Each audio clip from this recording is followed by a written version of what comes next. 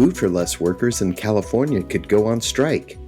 Food inflation inches upwards in May, and consumers are increasingly turning to convenience stores as an alternative to fast food restaurants. Welcome to Retail Daily, your quick look at the top news from Supermarket News and CSP Daily News. I'm Supermarket News editor Tim Engelbarger. And I'm CSP Senior Editor Hannah Hammond.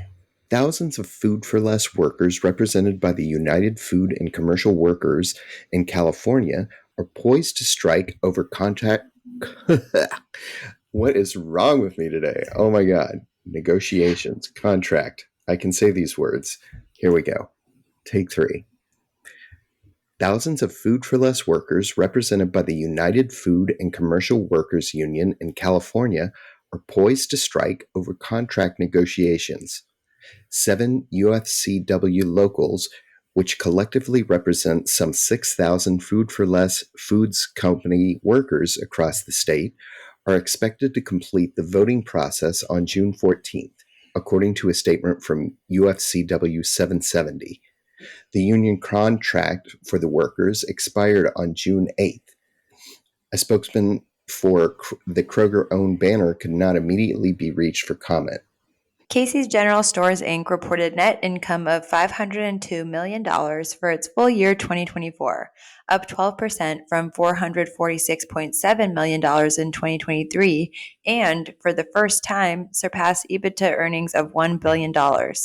The convenience store retailer reported $87 million for its fiscal fourth quarter 2024, up 55% from fourth quarter 2023, and EBITDA of $219 million, up 32% from the same period a year ago.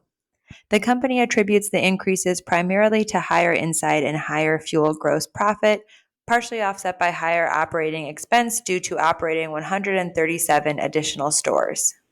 Overall food inflation inched up slightly in May, rising 0.1% month over month, but some food staples trended upwards, according to the Consumer Price Index report released Wednesday by the U.S. Bureau of Labor Statistics. The report shows that food at home remained flat from April results, when the category declined 0.2%.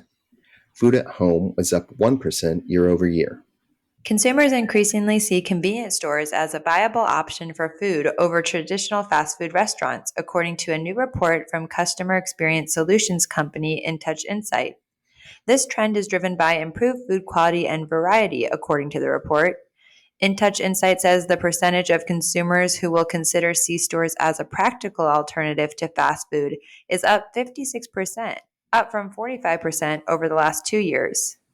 Arkansas-based Harps Food Stores, a regional grocery chain across the South and Midwest, will partner with Grocery TV to add 145 stores to Grocery TV's retail media network.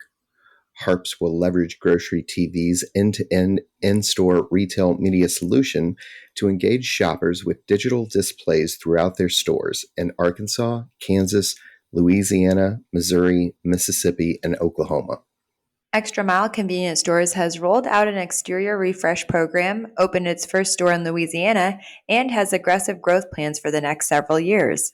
The chain plans to add 100 new stores this year and more after that, said Brian Sartalik, president of Extra Mile Convenience Stores. The new stores include a mix of new-to-industry stores as well as conversions of some existing stores. Pharmacy chains Rite Aid and Bartell Drugs are now allowing shoppers to pay for online orders through Instacart with supplemental nutrition assistance program benefits. SNAP recipients can also make online purchases using their benefits through the Rite Aid and Bartell Drugs digital storefronts and at select physical stores, the company said. The U.S. Senate Judiciary Committee conducted hearings on combating the youth vaping epidemic by enhancing enforcement against illegal e-cigarettes on Wednesday in Washington, D.C. Democrats and Republicans on the Senate Judiciary Committee grilled the FDA Center for Tobacco Products Director Brian King and the DOJ's Deputy Assistant Attorney General Arun G. Rao of the Civil Division's Consumer Protection Branch on the lack of enforcement regarding illegal e-cigarettes. And that'll do it for today's episode of Retail Daily. Subscribe on Apple Podcasts, Spotify, and more for your daily dose of retail news.